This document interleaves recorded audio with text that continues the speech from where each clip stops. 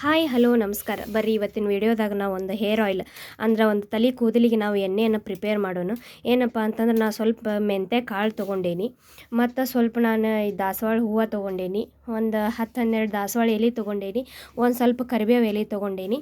ನಾ ಏನಂತಂದ್ರೆ ಇದು ವಾಟಿಕಾ ಶಾಂಪೂದ ವೇಸ್ಟ್ ಒಂದು ಕಂಟೈನರ್ ಇತ್ತು, ಅದಕ್ಕೆ ಮತ್ತು ಒಂದು ಈ ಥರ ಪ್ರೆಸ್ಸಿಂಗ್ ಪಂಪು ಬಂದಿರ್ತೈತಲ್ಲ, ಅದಾದ್ರೆ ಸ್ವಲ್ಪ ಯೂಸ್ ಆಗ್ತೈತೆ ಅಂಥೇಳಿ ನಾನು ಇದನ್ನೊಂದು ಸುಮ್ಮನೆ ಇದನ್ನು ಯಾಕೆ ವೇಸ್ಟ್ ಮಾಡೋದು ಅಂತೇಳಿ ಅದೇ ಯೂಸ್ ಮಾಡತ್ತೀನಿ.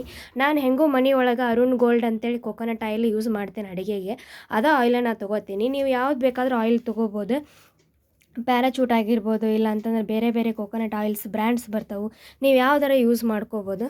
ಏನಂತಂದ್ರೆ ಈ ಎಲ್ಲ ಇಂಗ್ರೀಡಿಯೆಂಟ್ಸ್ ಹಾಕಿ ಬಾಯ್ಲ್ ಮಾಡಬಾರ್ದು. ಬಾಯ್ಲ್ ಮಾಡಿದ್ರೆ ಅದೇನೈತಲ್ಲ ನ್ಯಾಚುರಲ್ ಆಗಿ ಅದು ಏನೇನು ಇರ್ತೈತಿ ಅದೆಲ್ಲ ಹೋಗಿಬಿಡುತ್ತೆ. ಯಾಕಂದರೆ ಇದು ಫಸ್ಟ ಕೊಕೊನಟ್ ಆಯಿಲ್ದ ಇದು ಏನದು ಸ್ವಲ್ಪ ಬಾಯ್ಲಿಂಗ್ ಪಾಯಿಂಟ್ ಅಂತಂದ್ರೆ ಜಾಸ್ತಿ ಇರ್ತೈತಿ. ಅದು ಜಾಸ್ತಿ ಈಗ ಬೇಗನೆ ಕುದಿಯೋಕೆ ಸ್ಟಾರ್ಟ್ ಆಗಿಬಿಡುತ್ತದು. ಅದರೊಳಗೆ ನಾವು ಈ ಇಂಗ್ರೀಡಿಯೆಂಟ್ಸ್ ಹಾಕಿಬಿಟ್ಟಿವು ಅಂತಂದ್ರೆ ಅದು ಬೇಗನೆ ಎಲ್ಲ ಒಂಥರ ಆವಿ ಥರ ಆಗಿ, ಅಂದ್ರೆ ನೀಟಾಗಿ ಆಯಿಲ್ ಒಳಗೆ ಈ ಕಲರ್ ಎಲ್ಲ ಬಿಟ್ಕೊಳ್ಳೋದಿಲ್ಲ.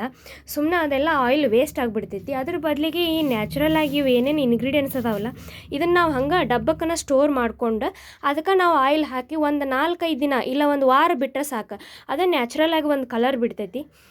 ಅದನ್ನು ನಾವು ಅವಾಗ ಯೂಸ್ ಮಾಡ್ಕೋಬೋದು. ಇದು ಸ್ಪೆಷಲಿ ಏನಂತಂದ್ರೆ ಹೇರ್ ಫಾಲ್ನ ಭಾಳ ಕಂಟ್ರೋಲ್ ಮಾಡ್ತೈತಿ. ಅಂದರೆ ತಲೆ ಕೂದಲು ಉದುರೋದು ಕಡಿಮೆ ಆಗ್ತಾವೆ. ಇದನ್ನು 1 ವಾರ ಇಲ್ಲ 2 ವಾರ ಯೂಸ್ ಮಾಡಿದ್ರೆ ಅಂದರೆ ನಾವು ಡೈಲಿನೇ ಇದನ್ನು ಯೂಸ್ ಮಾಡ್ಕೋಬೋದು, ಏನು ತೊಂದರೆ ಇಲ್ಲ.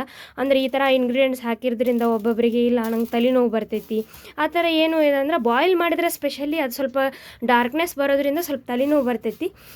ಅದು ನ್ಯಾಚುರಲ್ ಆಗಿ ಅದೇ ಸ್ವಲ್ಪ ಕಲರ್ ಬಿಟ್ಟಿರೋದ್ರಿಂದ ಇದನ್ನು ಯೂಸ್ ಮಾಡ್ಕೊಳ್ಳೋದ್ರಿಂದ ಆ ಥರ ಹೆಡ್ಡೇಕ್ ಏನೂ ಬರೋದಿಲ್ಲ. ನಾವು ಇದನ್ನು ಆರಾಮಾಗಿ ಯೂಸ್ ಮಾಡ್ಕೋಬೋದು.